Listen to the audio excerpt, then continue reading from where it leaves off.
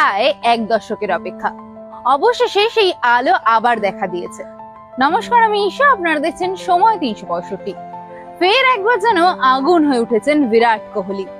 RCB যে দলটাকে বলা হতো আনলাকি, আজ তারা দাঁড়িয়ে ট্রফি জয়ের দোরগোড়ায়।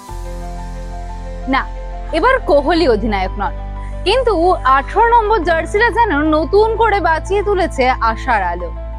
18তম আইপিএল, কোহলির 18 নম্বর জার্সি। আরসিবির সামনে চতুর্থ ফাইনাল, এই মিলনেই কি লেখা আছে ইতিহাস? বৃহস্পতিবার যেন নিখাত দুঃস্বপ্ন পাঞ্জাবের জন্য। মাত্র 101 রানে all out. Bhuvneshwar Kumar, Josh Hazlewood তাদের আগুনে পেসে কাঁপলো পাঞ্জাব। 14.1 ওভারেই অল আউট। প্লে অফ ইতিহাসের রেকর্ড লজ্জা। আরসিবি এখন ফাইনালে, আর মাত্র একটি জয়। তারপরেই আরসিবি ট্রফি ক্যাবিনেটে সেই কাঙ্ক্ষিত পুরুষ দলের প্রথম কাপ। 2016-তে অধিনায়ক কোহলি ছিলেন মঞ্চে, কিন্তু আজ তিনি শুধুই ব্যাটার। কিন্তু সমর্থকরা জানেন, এই মঞ্চে এই জার্সিতেই লুকিয়ে আছে ট্রফির জবাব।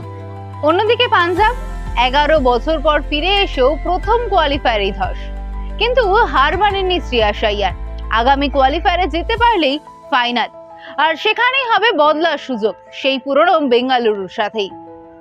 সময়ের সাথে বদলায় দল, বদলায় অধিনায়ক, কিন্তু কিছু জেদ, কিছু স্বপ্ন কখনো মরে না।